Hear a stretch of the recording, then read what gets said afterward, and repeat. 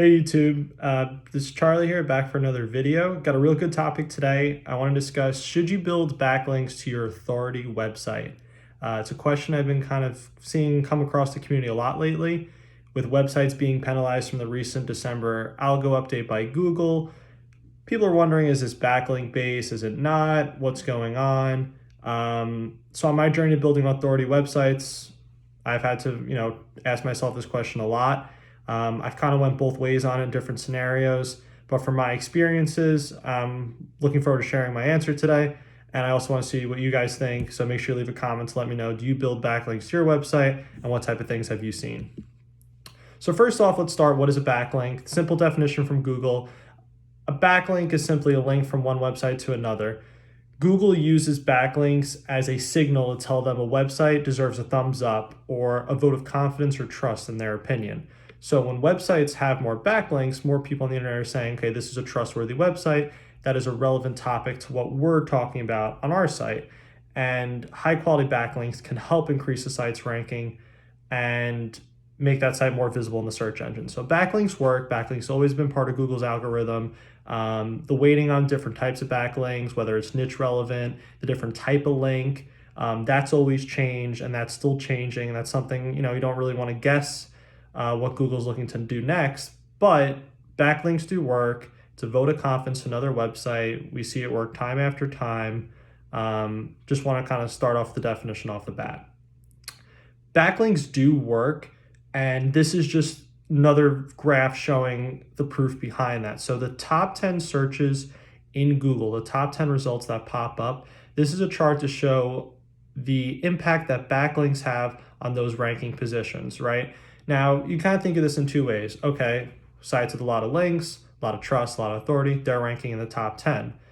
The flip side is, those sites are maybe the best 10 websites worth of content. And because of that, those sites have the best links that come out from their external pages, meaning that people think these websites are credible, they're worth referencing to, and that can also be a cause to them having more links. But the way we can look at it for right now is saying these websites in the top 10 are more authoritative, have more trust, which is also happens to have more backlinks. Okay, so let's discuss two of the methods to build backlinks. So there's the free methods and the paid methods. So there's obviously other ways to do it, but just try and keep it simple for this video. The first one's personal outreach. So this is going out to another website and saying, hey, have you seen my article? I think it could be relevant to what you're featuring on your website. Do you want to throw me a link? I've seen some people reach out to websites that have broken links and ask them to replace those broken links with their links, and I've seen that to be very successful in some spots. Another way is the free guest posting method, right? Going to another blog owner and saying, hey, I want to write an article for your website. It'll be real helpful, bring you some traffic, and all I'm asking for is a link back. And a lot of websites are willing to accept that, thinking, oh, those articles could generate more traffic to my website. Sounds free to me. More traffic means more paid revenue from ads. It could be a good trade. The other one is Haro, help a reporter out. Haro is a great website that you've seen mentioned before. It pretty much means reporters come to you asking for an expert's opinion or somebody from the internet community to provide an answer or a solution to something they're trying to find. When you provide that answer and you're selected to be featured in their post or their upcoming publication, they will link back to your blog or website. People have stuck to Haro as their only link building strategy and gotten some real high quality links from it because you're getting links from authoritative, newsworthy websites.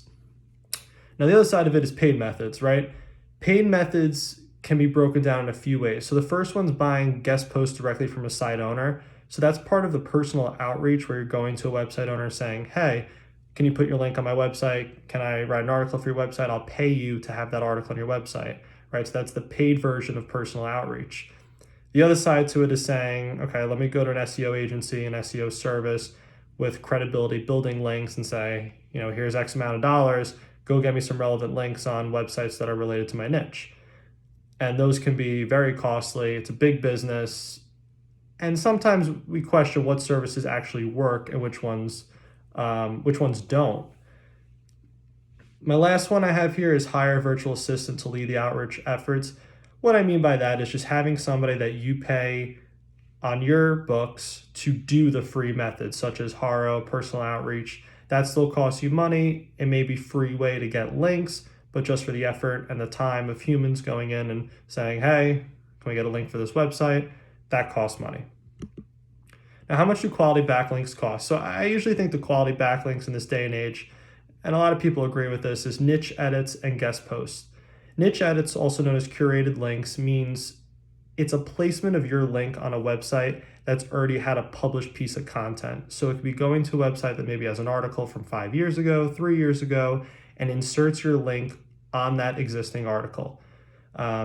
People argue those links could have more link juice associated with them because they've been aging for all those years, and you kind of capture that link juice.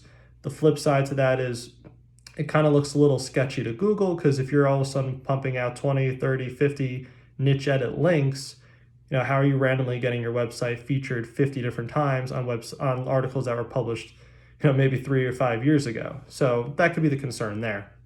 The other part to it is guest posts. Guest posts is being featured in a new article or a newer publication on a website. Guest posts are great because you can maybe cater the article or cater the topic to the article, what the article is being written about, to your post. So it can be more niche relevant, and it's not really a placement, it's more being like a featured type of post on a website with some decent authority. Guest posts can be a little bit more expensive. They could take more time. They may require a native writer to write the piece of content for you, or may require time to write the article itself. But guest posts have been a popular thing that, the community seems to go towards when it comes to link building as a solid method to grow authority for their websites. And these links can be expensive, and the price range I have here and it's kind of a guesstimate of what I've seen. Usually DA 40 plus, so that means a domain authority of 40 plus according to the website Ahrefs. And I've seen a lot of those come in the $75 and up range. What a DA 40 domain authority means is websites gain juice and they have their own backlink profile over time. Ahrefs just values that link juice and kind of associates a value to it from 0 to 100. It is not a metric that Google looks at or determines. We like to think that's what authority means on a website. However, those numbers can really be kind of blown out of proportion and not really mean much with all the shady link buildings that you can do. But for this purpose, let's look at DA 40 plus, a similar link of that type of quality, maybe a website with 750 to 1,000 referring domains, meaning that website has 750 to 1,000 backlinks that point to it, which can also confirm the site's trust and authority when it comes to link building. So, this is just a guesstimate of what links cost. They're not cheap. Obviously, the more quality the link, the more money they cost, and they can get expensive pretty quickly. Now, going back to the question, should you build backlinks to your site? Now, in my opinion, although I think backlinks work and backlinks will continue to work in the near future, I don't think it's worth it. First, in terms of free links, I don't think it's worth the time to build free links. Paid links, I don't think it's worth the money to build paid links. And the only reason I say this is not because links are bad and not because I don't think links can help your website, because I think what can help your website more is taking that time that you may have to publish content or that money that you have to outsource content and produce more content, right? Time and money would go further in producing more content. And that is my case for building a large authoritative website. If you're publishing a website with 1,000 plus articles, over time, your website's going to build its own links. It's going to gain its own trust.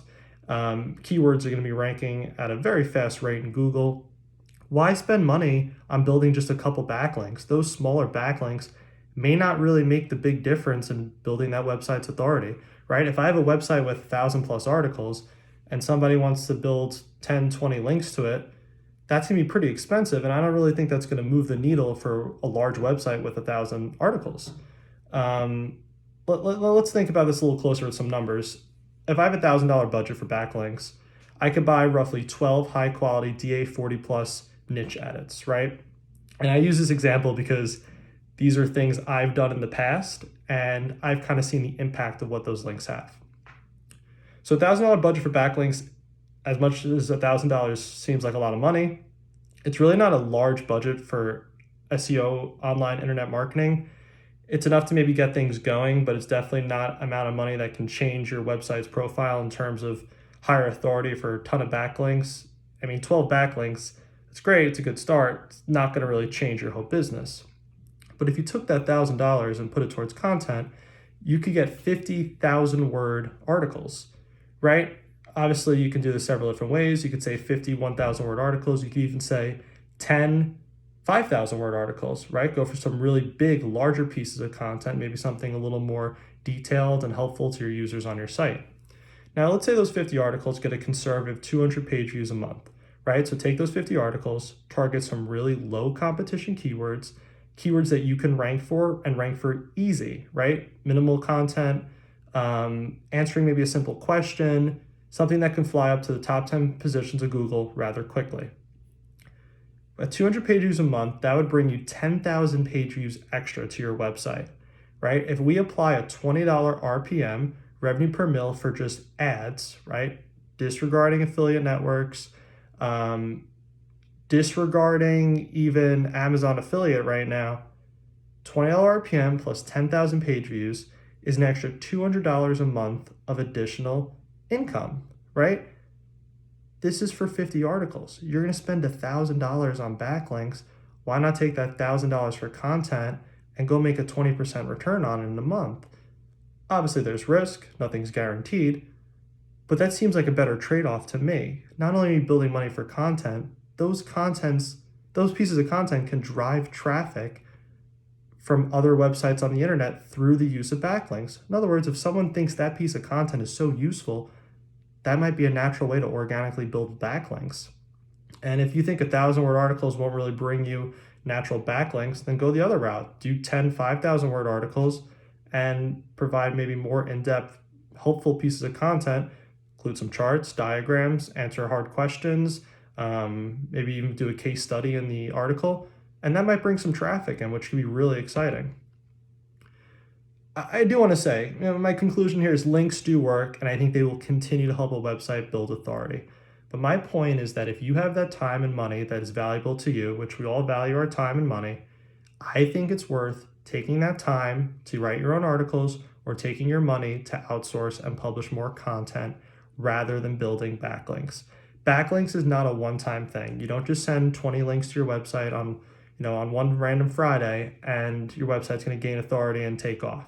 Right? It's an ongoing process. It requires weeks and months and years of building and naturally growing your website. It does work. We've seen it work. There's cases where sites have been penalized from irregular link building or bad links. But when it comes to niche edits, guest posts, those links do help your website. I just think your time and money is better spent publishing more content. All right, guys, thanks for watching the video today. Please make sure you subscribe. We're going to have a real exciting journey with building my second authoritative website to 1,000 articles. A lot of updates coming soon. Going to go publish some more content tonight. You're not going to want to miss the next couple videos. Thanks, guys.